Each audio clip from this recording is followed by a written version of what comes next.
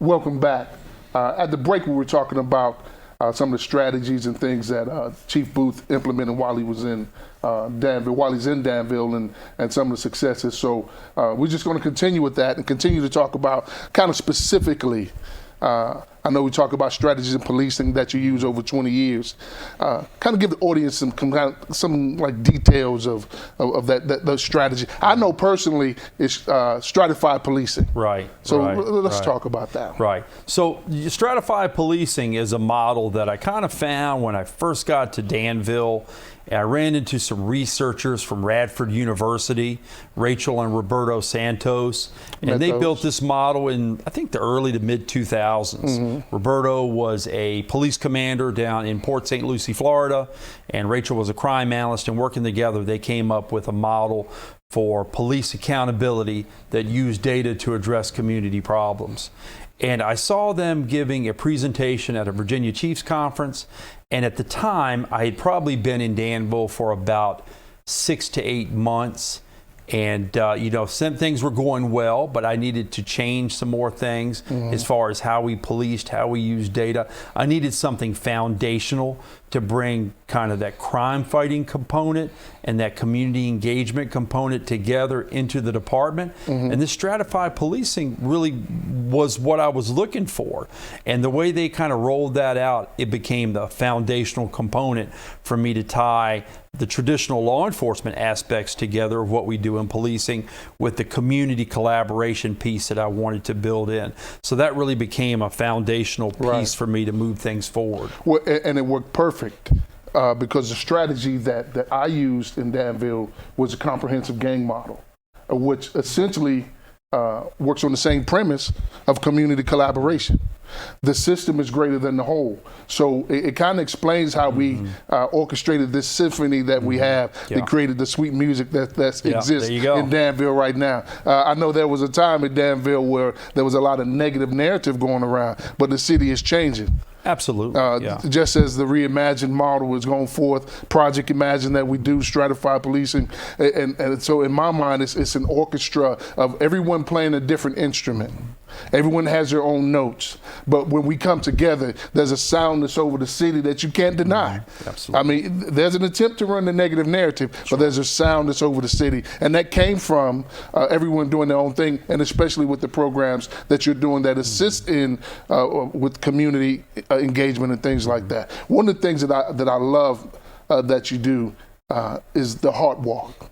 So let's talk about that. So you know what, that's probably, somebody asked me that the other day, what my favorite program was, what my favorite community engagement component that we do, and it's really the Heart Walk. And I started that about a year after I'd been in Danville. It's very similar to something I did in Richmond and some other departments do, both in Virginia and in other states. And it really is, we take officers into a community after they've experienced a level of trauma, whether it's a homicide or shooting, or maybe even a house has been shot up and maybe nobody was hurt. But when your ecosystem gets disturbed, there's trauma, right? So HEART stands for Heal and Engage After Recent Trauma. Awesome. So we came up with that acronym. I like acronyms. We made it our own. We branded it for Danville.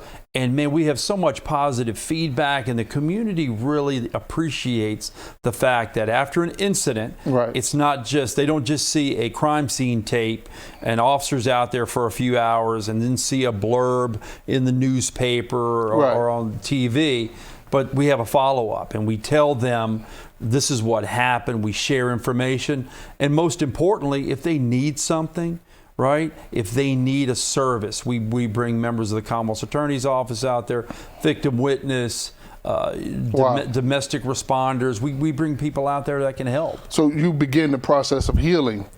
Absolutely. Great way to put that. Right. Not months later or anything like that, but right after the incident, there's a process of healing, and you provide the resources for that healing. I tell you, being an old country boy myself, from North Carolina, one of the things it reminds me of is that I would always see my grandmother and individuals, when someone would pass, they would come over to the home and they bring a pot of macaroni and cheese, or they would bring some food, because you don't feel like doing anything when there's been trauma in your home. You know what I mean? And so you guys are really doing that. It's kind of the same community, kind of old school, good old Southern hospitality, is that you're bringing something that individuals are not thinking, because when you go through trauma, your kind of thinking process is shut down. Absolutely. And so you bring them what they need. You ease maybe not necessarily ease the trauma, but you make it easier for them to transition into some healing. And I think that is awesome, man. I don't. And the HEART acronym really suits it best.